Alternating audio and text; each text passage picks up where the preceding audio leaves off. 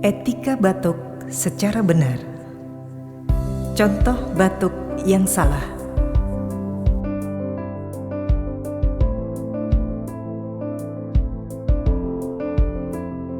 Contoh batuk yang benar.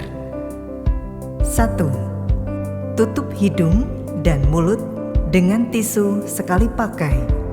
Buang tisu ke dalam tempat sampah khusus infeksius. Cuci tangan dengan menggunakan air bersih dan sabun. 2. Tutup hidung dan mulut dengan bagian dalam lengan Anda.